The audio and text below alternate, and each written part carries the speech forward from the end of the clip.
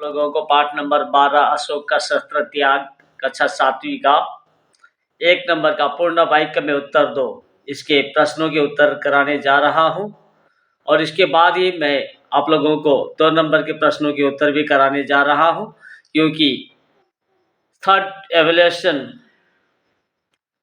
कितने स्कूल में हो रही है और हो चुकी है और कितने जगह होने को बाकी है।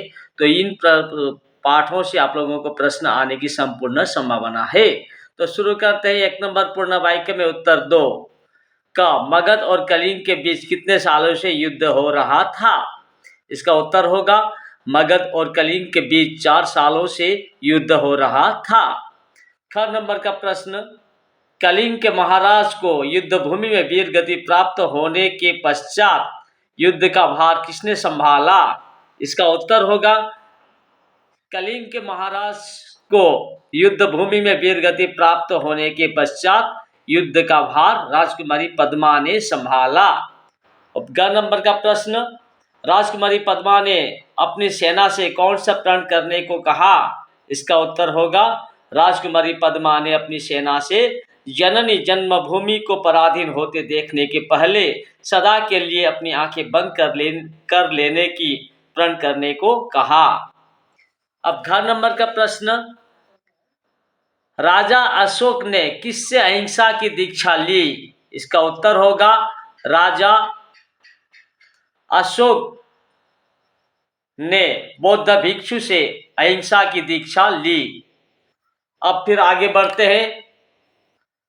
2 नंबर उत्तर लिखो। इसको डायरेक्ट उत्तर लिखना है, जबकि हमारा यहाँ 1 नंबर पे दिया गया था कि पूर्ण वाक्य में उत्तर दो। पूर्ण वाक्य में उत्तर लिखने के लिए हमें प्रश्न को लेकर ही प्रश्न के बीच से हमें उत्तर लिखना होता है। जैसे कि मगध और कलिंग के बीच कितने सालों से युद्ध हो रहा था, तो इसका उत्तर हमने मगध और कलिंग के बीच ये लिखा कितने में, या 4 आ गया। यही था प्रश्न कितने, इसका उत्तर 4 सालों से युद्ध हो रहा था। बाकी सेम, ये है पूर्ण वाक्य। अब उत्तर लिखो। इसका उत्तर होगा, कैसे होना है हम समझाएंगे। सम्राट अशोक की चिंता का मूल कारण क्या था। इसका उत्तर होगा 4 सालों से युद्ध करने के पश्चात भी युद्ध का परिणाम नहीं मिलना ही सम्राट अशोक का चिंता का मूल कारण था। 4 सालों से युद्ध हो रहा था, दोनों ओर के लाखों सैनिक मारे गए थे, लाखों सैनिक घायल हुए थे, तो भी कलिंग को जीता नहीं जा सका था। यही था सम्राट अशोक का मूल कारण, और उसको हमने समेट कर लिख दिया। 4 सालों से युद्ध करने के पश्चात भी युद्ध का परिणाम नहीं मिलना ही सम्राट अशोक का चिंता का मूल कारण था। तो ख नंबर, दुर्ग के फाटक खुलने पर अशोक और उसकी सेना के चकित होने का क्या कारण था।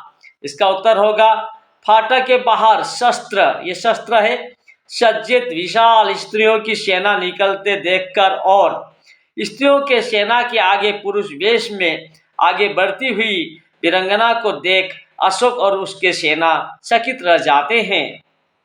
तो ग नंबर, युद्ध भूमि में पद्मा को सामने देखकर अशोक के मन में क्या क्या विचार उठे। इसका उत्तर होगा अशोक सोचने लगते हैं। हमने यह डायरेक्ट लिखा है, जबकि हमें उत्तर लिखना है। क्या साक्षात दुर्गा कलिंग की रक्षा के लिए युद्ध भूमि में उतर आई है। शीर्ष सैनिक भी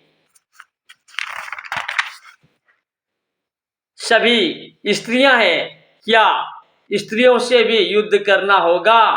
क्या अशोक को स्त्रियों का भी वध करना होगा। ना, मैं स्त्री वध नहीं करूंगा, मुझे विजय नहीं चाहिए, मैं यह पाप नहीं करूंगा, मैं शस्त्र नहीं चलाऊंगा आदि विचार उठे अशोक के मन में। ये हमने नहीं लिखा, डायरेक्ट लिख दिया। तो घ नंबर, बौद्ध भिक्षु ने अशोक से क्या क्या प्रतिज्ञा करवाई थी।